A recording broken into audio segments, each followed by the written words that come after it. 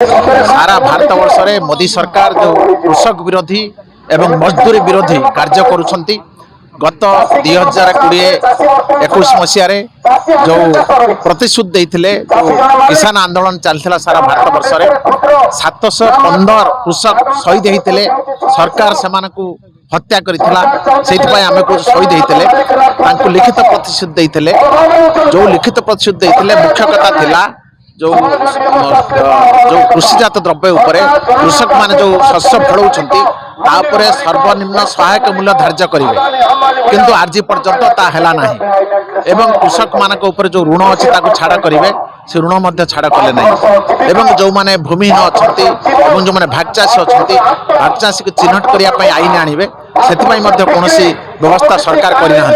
तेणु बर्तमान निर्वाचन आसी परिप्रेक्षी जो आंदोलन होती सरकारी प्रतिश्रुति की खिलाफ कर केंद्र सरकार तेणु सेतबले सरकार कृषक मान को दिल्ली रे जबत करुछंती एवं हरियाणा जो बीजेपी सरकार अच्छी हरियाणा बीजेपी सरकार और दिल्ली रे केंद्र सरकार मिलित भाव में जो आक्रमण करुछंती 5 जन वर्तमान कृषक शहीद होती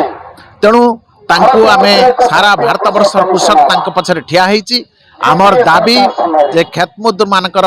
संयुक्त किसान मोर्चार दाबी जे सरकार जो लिखित प्रतिश्रुति देइथिले से प्रतिश्रुति पालन करंतु नले आंदोलन चलिबो कृषक तार दाबी जो देश रे जो सारा देश रे जो 80 भाग कृषक जो माने अन्नदाता सेमानकर दाबी हासिल करिया पाई सारा भारत वर्ष रे महापंचायत चलिबो आपण मान भलो भाव जानिथिबे आम देश रे दीर्घ 13 मास धरिक चाषी माने आंदोलन कले चाषी फलौथुवा फसल लाभजनक दर पाई एमएसपी जहाँ को कहा जाए मिनिमम सपोर्ट प्राइस ओडियार कहा जाए चाषी फसल लाभजनक सहायक दर पाई आईन आनिबा पाई सरकार नरेंद्र मोदी निजे प्रधानमंत्री स्वीकार कले एटा युक्तियुक्त दाबी किंतु से दाबी आज पर्यंत पूर्ण हैला नहीं जो सारा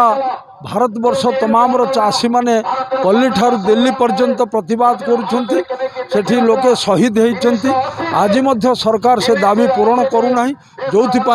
आम जिले में आमे एठी जो संयुक्त किसान मोर्चा तरफ महापंचायत डाकरा देकरी आज एठी प्रतिवाद करुछु।